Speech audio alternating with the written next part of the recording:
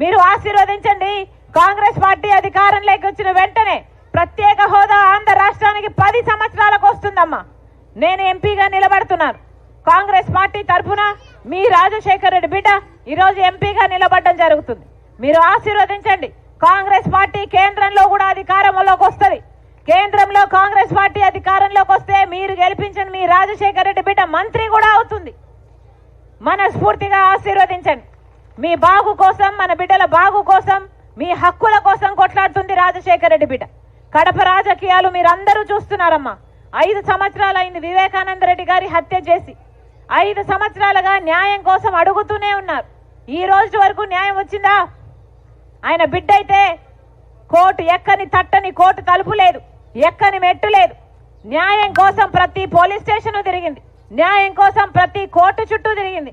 ఈ రోజు వరకు కూడా న్యాయం జరగలేదు. కారణం సాక్షాత్ ముఖ్యమంత్రి జగన్మోహన్ రెడ్డి గారే తన అధికారాన్ని అడ్డు వేసి అవినాష్ రెడ్డి గారు దోషి అని సిబిఐ చెప్తున్నా కూడా ఆయనను కాపాడుతూ వచ్చారు. కాబట్టి ఇన్ని సంవత్సరాలైందమ్మా న్యాయం జరగలేదు. అందుకే ఇప్పుడు ప్రజా కోర్టులో అయినా న్యాయం జరుగుతుంది అని రాజశేఖర రెడ్డి బిడ్డ, వివేకానంద రెడ్డి బిడ్డ కొంగు చాచి మిమ్మల్ని న్యాయం జరగడానికి వచ్చాం. న్యాయం చేయాలని, వివేకానంద రెడ్డి గారి ఆత్మకు శాంతి కలిగించాలని అడుగుతున్నాం. 5 సంవత్సరాలుగా వివేకానంద రెడ్డి గారి రక్తం మన గడ్డ మీద న్యాయం కోసం అడుగుతూనే ఉంది. ఎవరమ్మా వివేకానంద రెడ్డి గారు? రాజశేఖర రెడ్డి గారి తమ్ముడు. రాజశేఖర రెడ్డి గారి తమ్ముడే కాదు, ప్రజానాయకుడు. 40 సంవత్సరాలు మన జిల్లాకు సేవ చేసిన నాయకుడు వివేకానంద రెడ్డి గారు. అలాంటి వాడు 7 సార్లు గొడ్డలి వేట్లకు నరికితే, అంత క్రూరంగా చచ్చిపోతే, ఆఖరికి ఆయనకు కూడా న్యాయం జరగకపోతే ఇక ఎవరికి న్యాయం జరుగుతుందమ్మా ప్రపంచంలో?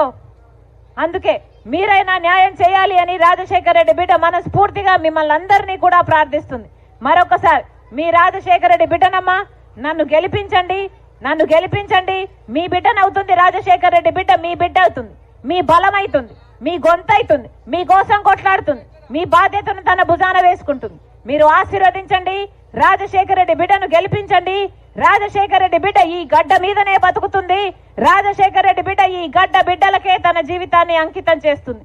మరొకసారి రాజశేఖర రెడ్డి బిడ్డని ఎంపీగా హస్తం గుర్తు మీద ఓటేసి గెలిపించాలని ప్రతి అన్నను, ప్రతి తమ్ముని, ప్రతి అక్కను, ప్రతి చెల్లిని, అలాగే నజీర్ అన్నను ఎమ్మెల్యేగా హస్తం గుర్తు మీద ఓటేసి గెలిపించాలని మనస్ఫూర్తిగా ప్రార్థిస్తుంది రాజశేఖర రెడ్డి బిడ్డ. జోహార్ వైఎస్ఆర్, జోహార్ వైఎస్ఆర్. హస్తం గుర్తుకే అన్నా, గుర్తు చాలా ముఖ్యం అమ్మా, గుర్తు చాలా ముఖ్యం అమ్మా. తప్పకుండా గుర్తు పెట్టుకోండి. హస్తం గుర్తమ్మా, హస్తం గుర్తు అభయ హస్తం అవుతుంది.